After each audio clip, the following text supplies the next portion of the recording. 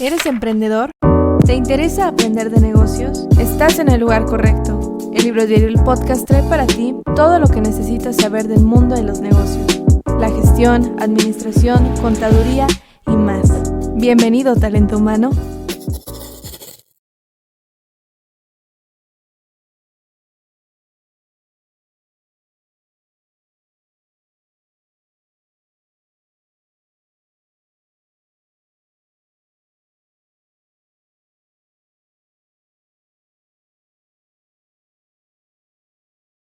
¿Qué onda, talento humano? Bienvenidos al Libro Diario, el podcast, el mejor podcast para que potencialices tu emprendimiento y conozcas más sobre el mundo de los negocios y el ecosistema emprendedor. Recuerda que puedes escuchar el Libro Diario, el podcast, en cualquier plataforma donde escuches podcast y también en YouTube. Yo soy Emanuel Silvetsky y en esta ocasión tenemos preparado un episodio que está violento. Viene violento así, violento, papá, violento. Y resulta que pues yo te quiero preguntar, querido talento humano, si has sufrido violencia en tu trabajo. ¿Y sabes cómo se manifiesta la violencia laboral? ¿Qué debes hacer para eliminar la violencia dentro de la empresa o en tu chamba? ¿Qué puede hacer la empresa para erradicar la violencia dentro de los espacios laborales? Si quieres conocer las respuestas a estas y otras preguntas sobre la violencia en ambientes empresariales, no te despegues de este episodio del Libro Diario, el podcast, porque hoy hablamos con Paco Contreras, facilitador en procesos educativos en temas de género, masculinidad, sexualidad y derechos humanos. ¿Qué onda, Paco? ¿Cómo estás? ¿Qué tal? ¿Cómo estás? Bienvenido al Libro Diario. Muchas gracias. Y pues fíjate, a mí me gusta mucho entrar directo al hueso. Y entonces, vamos a iniciar el año fiscal de este Libro Diario con la pregunta, que está en boga. ¿Qué es la violencia y cómo la podemos identificar? Vale, pues mira, la violencia tiene que ver con todas las acciones que se dirigen hacia las personas, pero también puede ser hacia grupos. Okay. Es decir, no solamente son golpes, no solamente son gritos, digamos. Eso es lo que más fácil identificamos como violencia. Okay. Pero también hay actitudes, hay silencios, todo depende del contexto del que estemos hablando. Uh-huh. Algunas veces los propios silencios, como la ley del hielo, sí, se convierte en un hecho violento. Esa es una violencia de las más ligeritas, ¿no? Sí, digamos que es una violencia que prepara un terreno. Es decir, un chiste, una broma que podemos hacer de una persona, ajá, es un antecedente. Okay. Pero después puede escalar, por ejemplo, ante un enojo, la ley del hielo. Okay. Y después puede escalar a un insulto. Es decir, la cuestión es que la violencia es progresiva. ¿Y siempre escala? Siempre. Ok.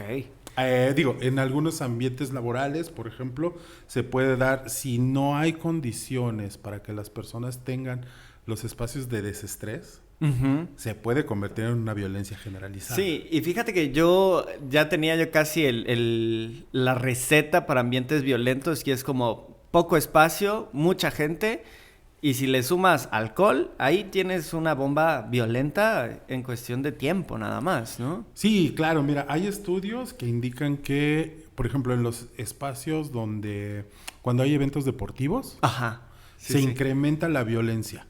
Okay. Por ejemplo, con el pasado mundial, cuando estamos observando cómo se desarrollan los partidos de fútbol, uh-huh, quienes consumen regularmente estos son los hombres. Sí. Entonces, en un ambiente donde se da el alcohol, el ambiente pesado, uh-huh, el enojo o la frustración. Y eso se convierte en caldo de cultivo especial para terminar ejerciendo violencia. En este caso, de lo que te estoy hablando es que mucha de la violencia que se da es doméstica.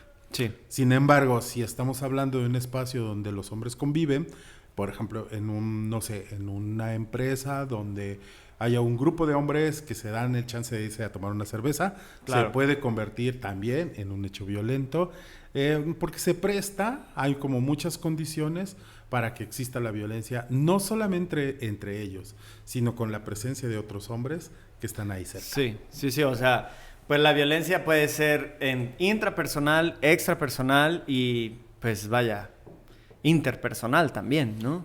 Claro, de hecho, fíjate, nosotros incluso hablamos de la violencia autoinfligida. Ok. Es decir, aquella violencia que sin darnos cuenta estamos ejerciendo contra nosotros mismos. Sí.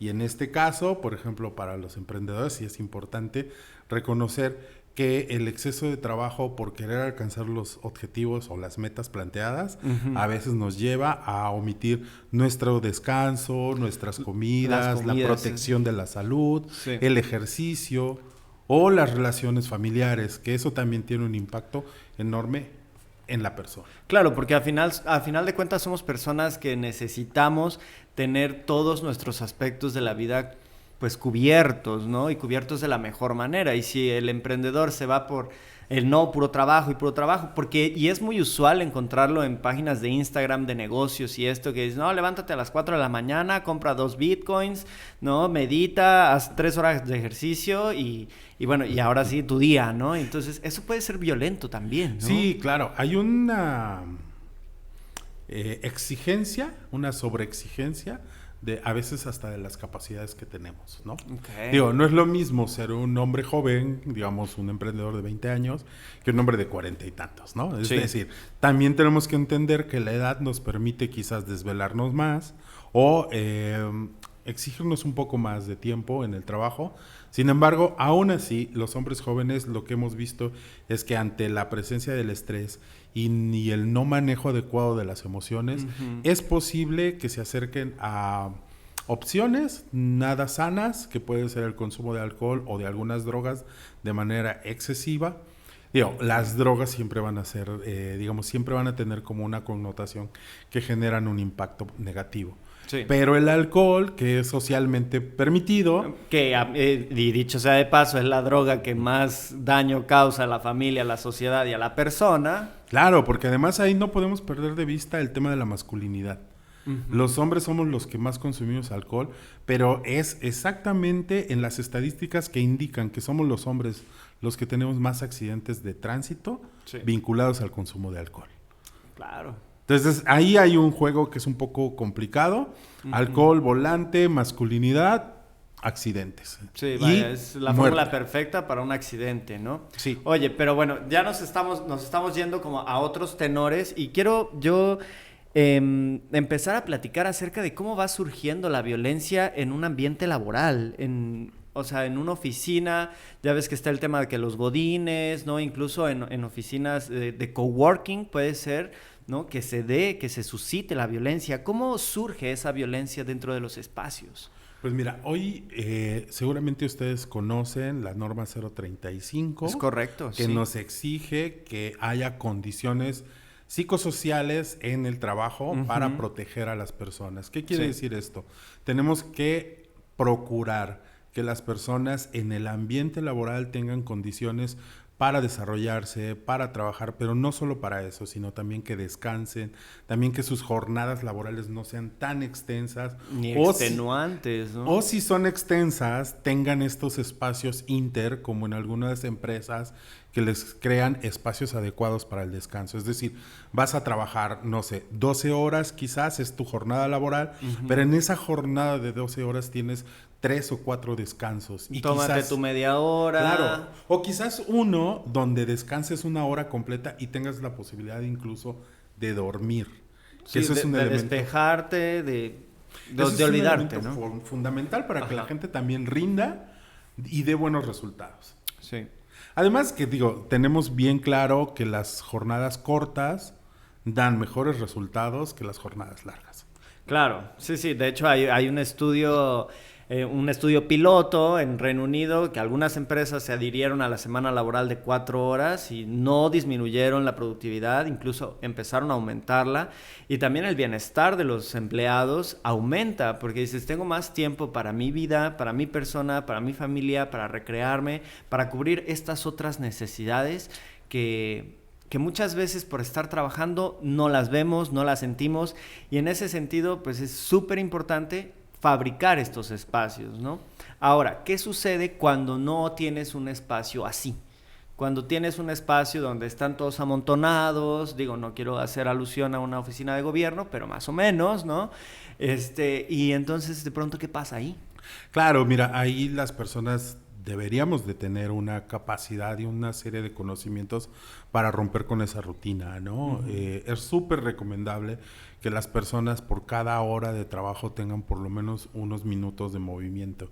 Ya. No puedes permanecer más de 60 minutos sentado porque también hay una afectación a todo tu cuerpo, ¿no? A tu organismo. Entonces, sí es súper recomendable. De hecho, hay como algunas series de elementos que recomendamos para el trabajo en oficinas en estos espacios. Como la pausa activa que le llaman. Puede ¿no? ser la pausa activa, la gimnasia para la salud, que son como los nombres con los que conocemos, pero hay otros elementos bien sencillos. Por ejemplo, no colocar un solo cesto de basura, pero que no esté cerca de donde estamos trabajando, sino que la gente se tenga que levantar a depositar su basura quizás fuera de la oficina. Okay. Que las impresoras no estén aquí junto de mi computadora donde mando a imprimir, agarro. No. Es importante, por ejemplo, en algunas dependencias de gobierno que conozco, existen kioscos. Entonces tú mandas tu impresión y tienes que ir hasta el kiosco y a veces son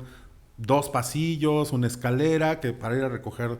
Decía una compañera, una hoja, no importa, el asunto es que te hace caminar. Claro, lo importante es que te levantes, que te estires hasta cierto punto, ¿no? Porque vaya, no se compara una caminata para ir a la copia con un ejercicio propiamente dicho. Claro, pero ayuda a romper una rutina, claro, ayuda a desestresarse, porque además lo sabemos, conociendo la forma en que nos movemos las personas en nuestro país, en el pasillo nos vamos a encontrar a alguien y nos vamos a poner a platicar 2 segundos, que no es malo. Creo que una de las cosas que tienen que aprender los líderes o las jefaturas es que esos encuentros en pasillo ayudan a la gente también a bajar ese estrés.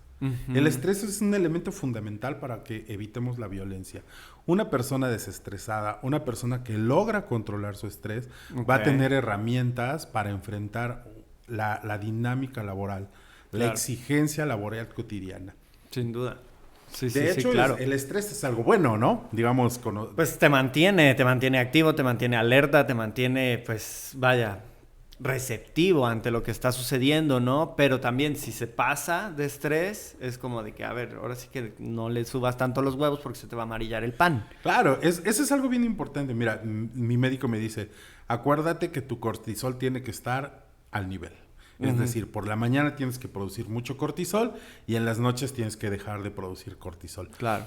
Cuando uno se vive en una exigencia laboral, en una exigencia de trabajo, que a veces es nuestra, es decir, por eso también es muy importante que quien emprende tenga sus propios límites. Es decir, sí hay que cumplir, sí hay que echar a andar el proyecto y hay que terminar, pero también hay que planear adecuadamente para que nuestras metas no nos sobreexijan. Sí, y justo eso tiene que ver mucho con la dirección y con la parte, pues sí, con la parte directiva, administrativa, de decir, en la planeación y en tu organización debes incluso contemplar esas situaciones para que no se presenten y no se suba el estrés de más y no digas, es que ya tengo que entregar tal cosa y me quedan 5 minutos, media hora y entonces me vuelvo loco, ¿no?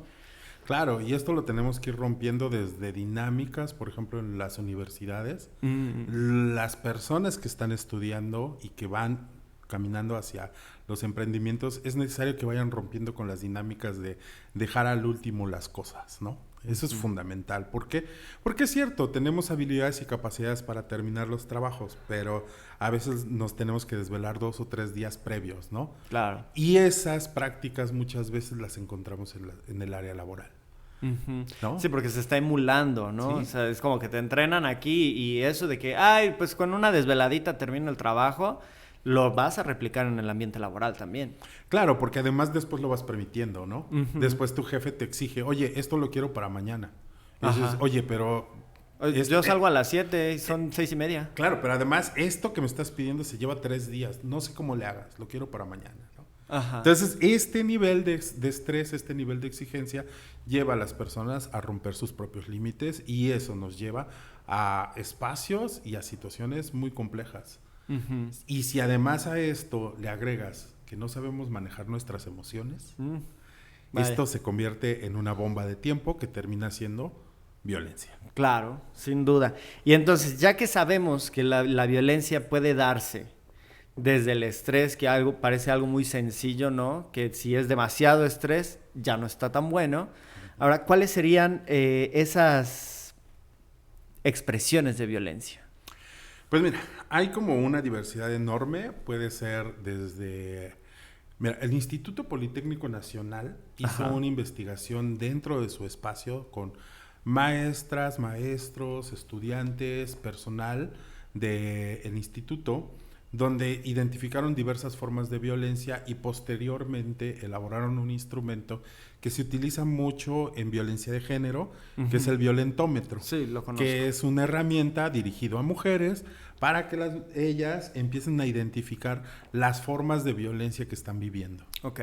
Hay ahora, derivado de esa investigación y de ese instrumento, hay otros instrumentos similares, incluso hay un violentómetro laboral. Okay. Que también nos va marcando algunos elementos que son muy similares. Por ejemplo, en los primeros niveles están las bromas, los chistes, los comentarios. Así la carrilla que le llaman. Claro, ¿no? que estamos tan acostumbrados y acostumbradas a usarlos, a escucharlos y a recibirlo. Entonces, en el cotorreo... Y a replicarlos también, no pasa nada, ¿no? Pero ¿qué pasa? Que ese cotorreo se dé fuera de ese espacio de confianza y en un espacio donde hay un estrés excesivo. Entonces, la persona no siempre está dispuesta. Claro. ¿No? A veces te puedo recibir la broma y nos reímos juntos y a veces no. Sí, o a veces también esa broma escala. Ya no es un juego, sino también va con una carga de un poco de frustración porque quizás no entregaste algo, ¿no? Entonces ya no te lo digo de juego porque eres mi amigo o eres mi compañero, sino también le pongo un poco de esta carga de exigencia a lo que tenías. De que ya sé que no entregaste algo y te lo digo y te pico ahí, claro, ¿no? Entonces estos elementos se pueden convertir en muy complejos. Vaya, te lo decía fuera de micrófonos, incluso los silencios se pueden convertir en un hecho violento. Porque es muy diferente un silencio que de que, oigan, estoy ocupado, me voy a concentrar, ahora sí que no me hablen porque no tengo control de mi persona y me quedo chismeando media hora, ¿no? A que no te hablo porque simplemente me pareció que no quiero hablarte. Claro, o que una persona ya con un exceso de estrés también diga, ¿saben qué? Yo ya no aguanto, ¿no? Lo que voy a hacer ahorita es responder mal, ¿no? Entonces me meto en mi burbuja porque necesito trabajar, necesito avanzar. Entonces sé que en este momento no estoy en el mejor momento emocional para atenderles, para jugar, para bromear. Entonces sí decirlo. Y es ahí donde te digo que el manejo de las emociones es muy importante. Porque si yo estoy muy molesto, si yo estoy muy presionado por algo que tengo que entregar, pues sí lo tengo que decir para que también el equipo comprenda cuál es mi situación y, digamos, responda a eso. Claro, sí. Y yo lo que estaba viendo ahí que decías, cuando la burbuja, te metes a la burbuja y entonces si vienen y te dicen algo y tú no quieres, no estás reconociendo tus emociones y nada más te metes a tu burbuja, te metes como al caparazón, claro. No estás reconociendo las emociones y no tampoco avisas de que, oigan, no me siento de humor, no me siento bien, me siento un poco molesto, mejor voy a ponerme a trabajar y ya, y viene alguien y te dice algo y pues te volteas con todo ese desborde de emociones y dices, oye, ¿qué pasó? Y se empiezan a hacer las palabras. Claro, por eso es fundamental que cuando hay un grupo de trabajo, siempre se lo digo, un grupo cuando ya son más de 2 personas, ¿no? Claro. Es decir, es importante que nos vayamos conociendo, que tengamos no solo el espacio donde realizamos proyectos, donde estamos realizando por el cumplimiento de objetivos y metas, sino también tengamos espacios de socialización donde nos vayamos conociendo qué tipo de respuestas tenemos, qué cosas nos gustan, qué cosas no nos gustan, claro. Emocionalmente qué me afecta. Y esto no quiere decir que tengamos que sacar todo lo que o todos los somos, trapitos ¿no? al sol. No, por supuesto. Pero sí es fundamental que nos vayamos conociendo. Claro. Que las personas que nos vemos todo el tiempo por un periodo de una jornada, digamos, 8 horas que estamos juntos, al menos yo sepa que a ti no te gusta ciertas cosas, ¿no? Entonces, ¿por qué? Porque voy a evitar eso en este contexto, porque eso seguramente lo vas a vivir de otra manera, porque no lo podrás evitar o yo no lo podré evitar, pero esa no es mi responsabilidad. Claro. Mi responsabilidad es en el espacio laboral. Sin duda. Y fíjate que ahorita me vino a la mente la historia que contaba otro invitado de emprendimientos femeninos, bueno, una chica de emprendimientos femeninos, que si no han escuchado el episodio, vayan a escucharlo, por favor, después de este, por supuesto, que decía, es que nosotras los martes ya cerramos 1 hora más temprano. ¿Y por qué? Porque esa hora que íbamos a trabajar, no sé, de 6 a 7 de la noche, la ocupamos para un espacio de conversación.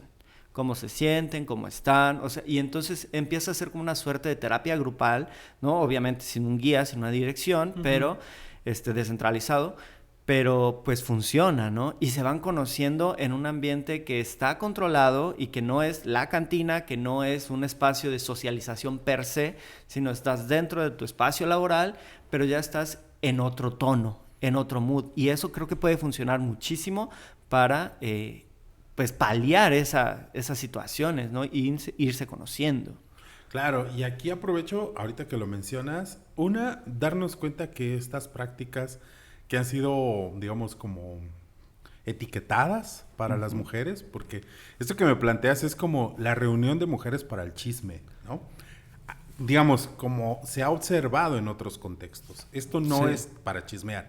Es una reunión de trabajo que tiene este objetivo de dialogar. Sin embargo, en otro contexto y con otra mirada podríamos decir, es que se juntan para chismear. Ojo, aquí hay una cuestión bien importante. Los hombres lo tendríamos que estar haciendo, cuando somos equipos de hombres o grupos mixtos, lo tendríamos que estar haciendo y alejados de algo que tú dijiste muy claro, que no haya alcohol. Sí, ¿no? sin duda. Porque regularmente decimos, vamos a tener reunión de trabajo y nos vamos a tal lugar o a la casa de fulanito y entonces compramos una chela, aparece la cerveza, aparece la botana y entonces se pierde todo sentido. Se diluye entre el cotorreo. Tiene que ser completamente controlado. ¿De qué manera? Donde es una reunión de trabajo, donde estamos sentados trabajando y no observarlo de otra manera, porque al final de cuentas estamos tan acostumbrados, Manuel, a no reconocer que necesitamos el diálogo para la construcción y para ir diluyendo algunas diferencias. Claro. Evidentemente, algo que tiene que suceder en esos contextos es enfrentar los conflictos. Porque ese es un elemento también que contribuye a la violencia. Si nosotros no nos damos el chance del diálogo para resolver conflictos, el conflicto se va quedando, a veces se va creciendo y al final puede impactar en el proyecto que estamos diseñando o en alcanzar las metas que tenemos. Claro, porque una persona que no se sienta en el mood va a ir a trabajar nomás porque pues tiene que, porque le pagan, ¿no? Pero no porque diga, es que si me siento motivado, me encanta ir a la oficina porque me cotorreo con fulano, me cotorreo con sutano y trabajamos y estamos colaborando para un fin mayor. De pronto se pierde eso y entonces dicen, no, pues es que ya tengo que ir y ya no me gusta porque ya me ven feo, porque los saludo y no me contestan, porque al rato vienen y me arrebatan mis cosas, no me las devuelven. Entonces todo eso ya empieza a sufrirse, a padecerse. Y dices, ya no quiero ir, no me siento motivado. Claro, y además, esa es una de las grandes diferencias entre la iniciativa privada y el trabajo público. Sí. Mucha gente que está en el servicio público está por un recurso, por un ingreso y no por un proyecto. Claro. En la iniciativa privada, quienes compartimos estos espacios, formamos parte de un proyecto, es decir, nos sentimos parte de lo que sea. Quizás haya alguien, un líder, quizás haya un dueño de un emprendimiento, pero aún así el contexto es de integración. De integración. Claro. Y entonces esto permite que yo me sume al proyecto general. Y que te sientas parte. Claro, porque también hay un reconocimiento, que eso es fundamental. Sin duda. En las empresas. Oye, y entonces, ya que estamos hablando que sí, nos hace falta esta gestión emocional, nos hace falta hablar, ¿cuáles serían los efectos psíquicos, sociales, familiares, pues físicos, que tiene una persona que sufre o sufrieron violencia o acoso laboral?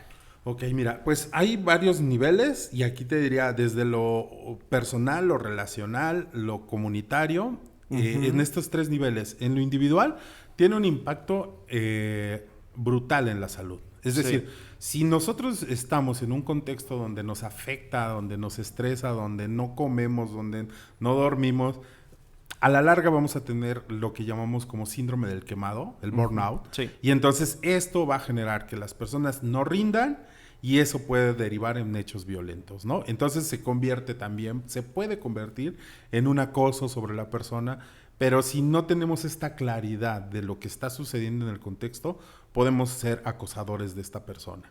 Okay. Eso es muy importante, por eso te decía, el trabajo vinculado y el diálogo es muy importante porque nos permite ir conociendo cuál es el estado de salud de las personas, ¿no? Si tienes una persona que vive depresión, por ejemplo, va a necesitar ciertas características de atención, además de su atención psiquiátrica, su atención psicológica, muy seguramente va a necesitar condiciones de trabajo diferentes al resto del equipo. Hoy en día sigue existiendo un poco el estigma de las personas que tienen ciertos trastornos, por ejemplo, la ansiedad, la depresión. Pensamos que son enfermedades, son condiciones que las personas en un tratamiento adecuado pueden controlar y además pueden vivir con ellas. Incluso pueden llegar a superarlas. Sí, por supuesto. Pero entonces sí tiene que haber todo un contexto social que apoye a esta persona, porque entonces el espacio del emprendimiento se convierte en su red social. Claro. Y esto contribuye a que las personas también puedan ir a sus espacios familiares o a sus espacios extra laborales y tengan una mejor relación. Comprobado está que cuando hay exceso de trabajo, exceso de estrés y, digamos, un ambiente violento o un ambiente hostil, las personas, especialmente los hombres, llegan a casa a violentar a su pareja y a sus hijos. Sí, porque vaya, es como con quién te desquitas, ¿no? O sea, porque no tienes una gestión emocional, porque no te enseñaron a hablar de tus emociones, porque no te enseñaron a gestionarlas, entonces llegas a violentar porque no te puedes defender en el trabajo, porque puede tener unas consecuencias mayores, a.k.a. pues pierdes tu trabajo, te corren, lo que sea, si le contestas, si te vas a los golpes, lo que sea. Entonces llegas a tu casa y empiezas a violentar de maneras verbales, me imagino, al principio, y ya después escala y escala hasta...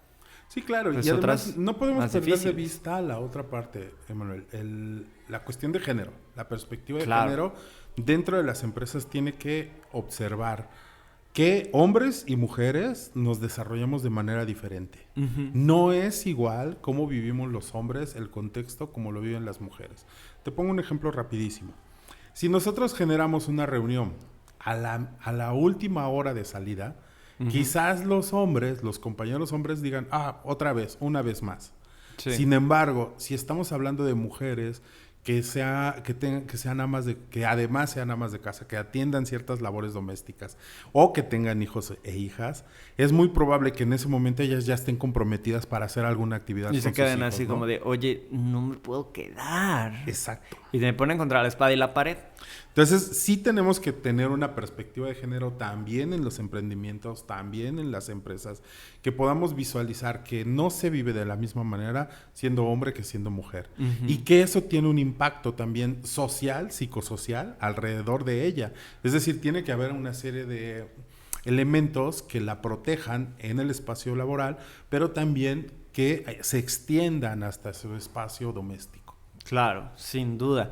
Y entonces, y bueno, me imagino que también puede llegar, porque pues, todo está conectado, ¿no? La epigenética es la ciencia de la medicina actual, ¿no? Y entonces, si todo está conectado, si a mí me violentan en mi chamba, si me siento mal, empiezo a tener ya pues se me empieza a notar en lo físico, ¿no? Me puedo enfermar de algo o con más facilidad porque estoy bajo mucho estrés y no el estrés laboral que te imprime el trabajo de que tengas que entregar el trabajo, sino el estar en tu trabajo. Ya es un estrés de que hoy tengo que ir y no quiero, ¿no? Y me recuerdo mucho, el ejemplo no es laboral, pero pues era una niña que no quería ir al kinder. O sea, y era un drama horrible de llorar y de que no quiero y de que no quiero y de que me quiero caminar para otro lado, hasta que descubrieron que había alguien que la estaba violentando, o sea, otro compañerito, ¿no? Sí. Y entonces, eso me imagino, pero pues en una persona adulta de pronto es como de que hoy tengo que ir. O sea, ahí sí no va a ver mi papá de que, no quieres ir a la escuela, no vayas. Sí, claro. De hecho, en consulta, muchas personas que llegan con esta idea... planteando, es que por las mañanas me despierto y ya no me quiero levantar, porque solo pienso en el espacio laboral y digo, otra vez. ¿no? Entonces sí. hay una resistencia. Claro. Y esta resistencia pues responde a ese contexto, ¿no? Sí, sí. Que se pierde todo sentido. Por eso te decía que es bien importante que las personas estén en un espacio adecuado, donde también se les reconozca su trabajo y que ellas tengan la posibilidad también de proponer y de hacer, digamos, tener como elementos de participación directa. Si solamente estás como maquilando, evidentemente te vas a cansar y vas a terminar diciendo esto no es para mí. Ya no quiero. Pues sí. Sí, sin duda. Y bueno, eso de parte del lado de las personas, ¿no? Y ahora de parte de las organizaciones, porque estamos hablando mucho de qué hacer yo como persona o qué no hacer, ¿no? Pero la organización, ya mencionaste la norma oficial mexicana 035, ¿cierto? Sí. ¿Qué puede hacer la organización para proveer estos espacios seguros para, pues, paliar la violencia e incluso, pues, erradicarla? Claro. Mira, a mí me parece que es importante que observemos que por todas las organizaciones, las instituciones, los grupos están conformados por personas. Uh-huh. Es decir, aunque haya un equipo que sea quien toma las decisiones hacia abajo en una empresa, digamos, en una empresa muy grande, siempre va a estar compuesta por personas, ¿no? Claro. Aunque estén muy automatizadas, vamos a tener elementos que nos ayuden a trabajar directamente con las personas. Uh-huh. Entonces tiene que haber un componente humano, definitivamente. Claro, desde la organización tienen que enfocarse mucho en el componente humano. ¿Para qué? Para crear condiciones. Y el diálogo entre la dirección o quien coordina y la estructura, claro, se tiene que dar. Súper importante, ¿no? Porque si no, empezamos a tener como esta imagen etérea de quienes coordinan. De ellos allá arriba no los conozco, no sé quiénes son, ¿no? Y se nos olvida que son humanos también y que deben estar y que no deben olvidar esta parte de que, oye, los que están abajo en la parte operativa, ¿no? También son humanos y también tienen emociones, sensaciones, sentimientos. Y ahora, y eso me lleva también a preguntarme, si es un trabajo conjunto entre alta dirección y el personal operativo, ¿cómo incentivo yo a mi personal operativo a empezar a denunciar o a señalar este tipo de actos violentos? Claro. Porque no siempre es fácil. No, por supuesto. Tiene que haber, digamos, dentro de la estructura, parte de atención en este sentido, ya sean protocolos, ya sean grupos de ética, en algunos espacios hay como consejos de ética, donde se revisan estas situaciones. También depende del nivel de emprendimiento, ¿no? Si estamos hablando de una empresa pequeña, es posible que el equipo tenga que hablarlo. Claro. Pero si estamos hablando ya de una organización más grande, monstruo, ¿no? Sí, no, ahí sí necesitamos generar en la estructura un área que se encargue de este tipo de cosas, ¿no? De tal manera en que se observe desde es que puede haber dos cosas, un código de ética y un protocolo. Entonces, estos dos elementos tienen que caminar a la par. ¿Por qué? Sí. Porque todo mundo debe de apegarse al código. Todos debemos de cumplir éticamente con nuestro trabajo, pero en caso de que haya una situación que se tenga que atender, se echa a andar el protocolo. Y ahí se tienen que generar espacios de diálogo con las personas y con los agresores. No juntarlos, no estoy planteando se tiene que proteger siempre a la víctima, por supuesto. Y siempre creerle a la víctima. Sin duda. O sea, no hay en este sentido decir, es que quién sabe, ¿qué le habrás hecho? No. Si alguien hace referencia a que está siendo acosado, que está siendo violentado, hay que creerle de entrada. Y tampoco hay que revictimizarlo, ¿no? No, por supuesto que no. Y a la persona que está, digamos, a la persona agresora, pues yo siempre lo digo, no hay que quitarle su derecho a laborar. No, eso es muy importante, que no se les quite el trabajo, sino más bien hay que apelar un poco al peso social. Sí. Si estás en un puesto directivo, ¿sabes qué, compañero? Mientras resolvemos tu situación, porque no te podemos decir que eres culpable de entrada, hay que revisar el caso, te vamos a colocar en un puesto que no es directivo. Y vas a seguir trabajando, pero mientras también vas a tener una atención por parte de un comité, de un psicólogo. Depende de Claro. qué estrategias tengas tú para atender Sin esto. duda, porque las violencias también hablan de algo que está dentro, Por ¿no? O sea, supuesto. yo si ejerzo violencia, estoy queriendo decir algo, Totalmente. ¿no? Pero ¿de qué manera lo doy a conocer o de qué manera lo saco? Pues siendo violento. Entonces, sin duda también el victimario necesita un acompañamiento psicológico para atender esa parte. Y es un trabajo conjunto, ¿no? La empresa, la persona, por el lado del victimario y por otro lado, la víctima. Claro, porque como bien tú lo decías, no tenemos que revictimizar, sino más bien tenemos que darle estrategias para resolver, para superar a la tenemos víctima, que solucionar. ¿no? Pero sí. a la otra persona le tenemos que dar herramientas para, uno, ir reconociendo, porque muchas de las violencias están normalizadas, Sí. ¿no? Son parte de una estructura, son parte de una sociedad, y entonces las ejercemos y decimos, no pasa nada, sucede en todas partes.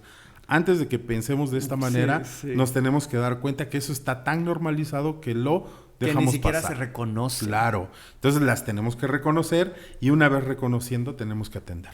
Claro, sin duda. Y ahora, ¿qué pasa cuando veníamos diciendo la víctima debe ser protegida y todo, ¿no? Pero yo estoy sufriendo violencia laboral y no tengo el valor para hacerlo. Y la empresa, sé que tiene su protocolo y pero se ha escuchado que pues no resuelve nada o que no queda siempre en lo mismo. Mira que según ya hay este caso y pues no pasa nada, todo sigue igual, me siguen violentando. Y ¿cómo incentivar la empresa? ¿Cómo decirle a la empresa, oye, necesitas que tus empleados, si están siendo violentados, pues se arrimen al protocolo? Claro, mira, si la empresa o la estructura no logra cubrir esta situación, las personas tendrían que salir de la empresa, ¿no? Es decir, tendrían que acudir a otras instancias que cubren a los derechos de los trabajadores y las trabajadoras, ¿no? Claro. Es decir, es lamentable, pero es lo único que les queda. Es decir, si ya dentro de la estructura buscaron los mecanismos que están y no han sido cubiertos, no han sido atendidos, hay que buscar otras instancias porque definitivamente están viviendo una situación que los pone incluso en peligro. ¿En peligro de qué? De responder también de una manera violenta y convertirse de víctimas A victimarios. a victimarios, ¿no? Claro. O que haya, por ejemplo, en el caso de las mujeres, muchas veces lo que he escuchado es que cuando la pareja de esta persona se entera que está siendo violentada, va a la empresa a enfrentar a este jefe, ¿no? Entonces esto se convierte en un problema social. Ya no es de la empresa. Ya no es solo un es dentro de la externo empresa. que está generando un hecho violento. Entonces tenemos que ir viendo cómo ir resolviendo. Las empresas, yo creo que con el protocolo y el código de ética bien establecido, con los equipos bien estructurados, esto podría reducir. Sin embargo, puede haber que esto no alcance a cubrir y a resolver, y entonces ahí sí tendría que haber una intervención externa. Claro, sin duda. Y ahora, antes de salirnos de la empresa, me gustaría yo pensar o proponer esto de que se capacite a los empleados o a los colaboradores en perspectiva de género, ¿no? De pronto en deconstrucción de masculinidades hegemónicas, y que empiecen a reconocer esas violencias que pueden llegar a ser, que pueden ejercer, ¿no? Porque si la empresa no hace nada y dice, sí, mira, aquí tengo mi protocolo, pero tus empleados no está siendo integral, ¿no?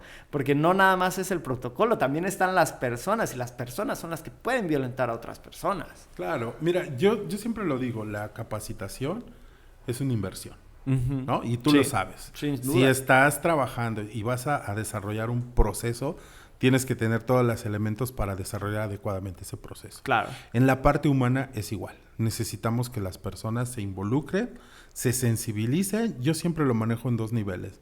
Las mujeres se tienen que empoderar y a los hombres los tenemos que sensibilizar. Sí. Son 2 procesos que de manera paralela van a ayudar que la convivencia entre hombres y mujeres se dé de una manera diferente. O más armónica. Claro, el asunto es precisamente desactivar las violencias que vamos a ver en todas partes, ¿no? Es decir, fuera de una empresa, fuera de una estructura, ahí vamos a ver ese tipo de violencia.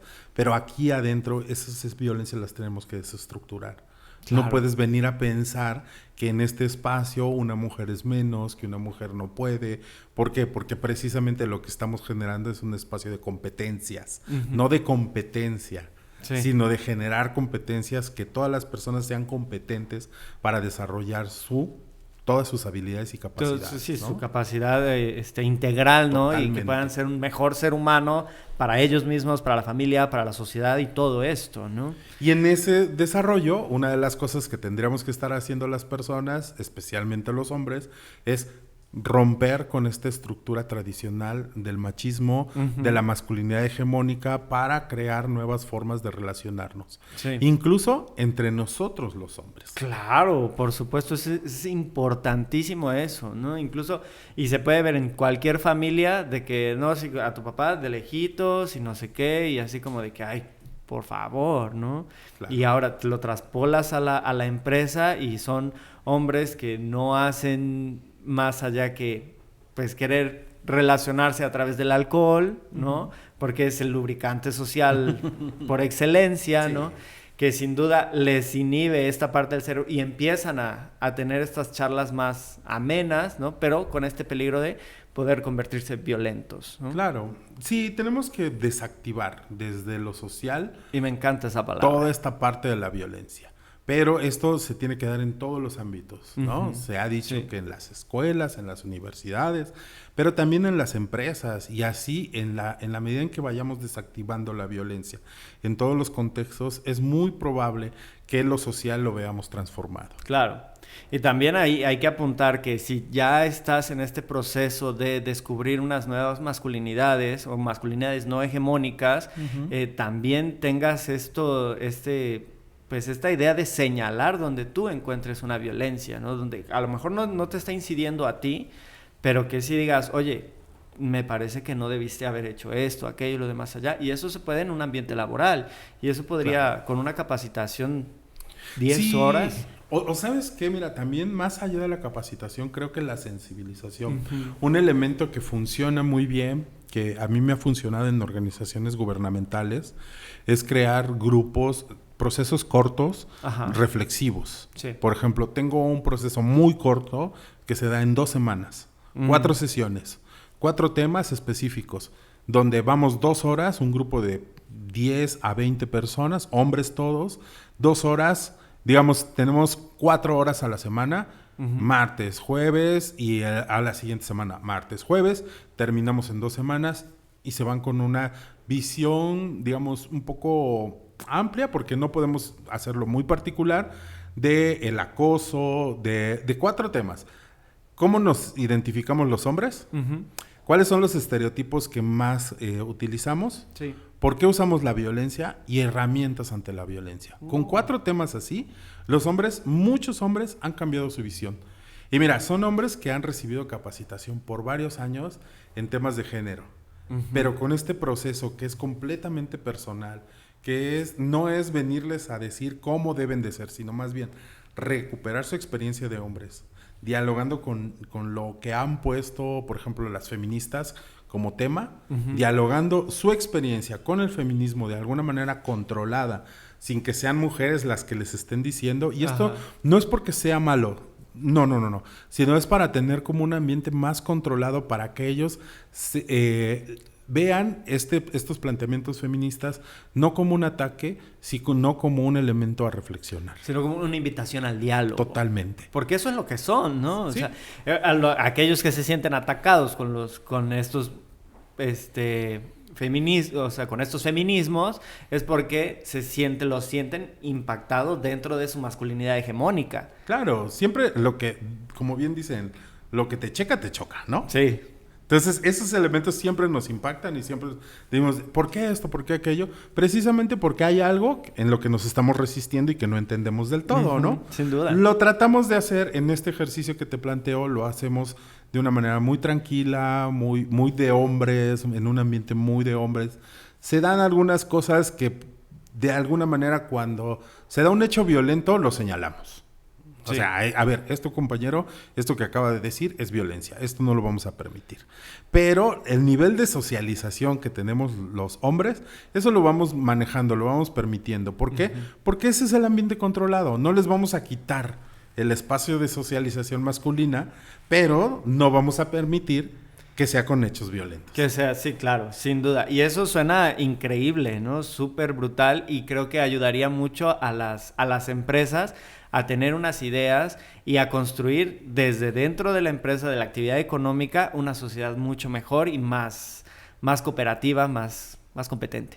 Claro, y ahí, siempre lo digo, es importante que los líderes o las jefaturas se integren en procesos como estos para que logren ver qué es lo que se está planteando y qué es lo que buscamos, y que también haya una normalización, esto que hablábamos, hacer también horizontal en un contexto muy controlado a la organización. Claro, ¿no? Sin duda. Sabemos que las estructuras no van a ser horizontales. No. O sea, nos queda claro que una estructura de una organización no va a ser horizontal. Pero en este contexto de un proceso reflexivo puede ser horizontal. ¿Por qué? Porque puede estar un gerente, puede estar un dueño con un obrero, y están ahí. Y eso también le da más credibilidad. Totalmente. Y más seguridad al proceso. No es como, o sea, no nada más soy yo que estoy en la parte operativa que tengo que hacer esta capacitación, sino también está el directivo, ¿no? Los altos mandos también están aquí, estamos conviviendo como iguales, cuando menos en este sentido. Claro, y eso es una de las cosas que le ha fallado a lo público, ¿no? Al sector público. Sí. Las jefaturas no se integran y solo mandan al personal operativo. Y eso genera un resentimiento también. Además de eso, pues no desactiva la violencia, ¿no? Bueno, sí. Digo, seguimos viviendo contextos de violencia en esta parte. Oye, Paco, y ya para ir finalizando este episodio, ¿tenemos en México o a nivel mundial alguna legislación que prohíba la violencia laboral, o que la reconozca, o que se preocupe por ese tema en particular? Pues mira, digamos que yo no soy especialista en lo laboral, por el tipo de trabajo que hago, pero la norma 035 tiene algunos elementos donde plantea que las personas debemos de tener factores protectores psicosociales. ¿Qué es esto, no? Que las personas que formamos parte de las estructuras se vayan reduciendo los riesgos a la salud mental de las personas que estamos ahí. Yo creo que esto es bastante bueno, que nos ayudará. Sin embargo, también en el terreno en el que yo me manejo está la ley de igualdad entre hombres y mujeres, que si bien es una ley que aplica en todo el país y que en algunos espacios dicen, bueno, es que no es laboral, es que no es organizacional, se puede aplicar, evidentemente. Tiene que haber una serie de revisiones, la parte jurídica, las áreas jurídicas de los emprendimientos también tienen que revisar esos contextos. Claro. Y ahí es donde yo sugiero que revisen, por ejemplo, la ley de igualdad, la ley de... por ejemplo, en Veracruz, la 235, la ley de acceso a una vida libre de violencia para las mujeres, es fundamental, ¿no? Sí, y eso debe aplicar, por supuesto que aplica, o sea, es transversal a todo. Claro. Y entonces yo creo que con estos elementos, con estas partes de estas leyes, se pueden aterrizar esos protocolos de los que hablábamos y también esos códigos de ética, ¿no? Sí, entonces empezamos primero dentro de la empresa, pero también necesitamos exigirle a nuestros legisladores, a nuestros diputados, a nuestros senadores, que hagan en pro de eliminar la violencia dentro de la empresa, porque las empresas van a decir esto que tú dices, no, pues es que no aplica para contextos empresariales. Claro. ¿Pero cómo? Pero la empresa está dentro de la sociedad. Ahí tenemos que empujar. Yo siempre lo digo, el activismo no solamente tiene que ser social, ¿no? El activismo tiene que ser empresarial de alguna manera. Tiene que permear todos los actores sociales. Totalmente. Es que si no hacemos esto, este país no va a cambiar. Claro.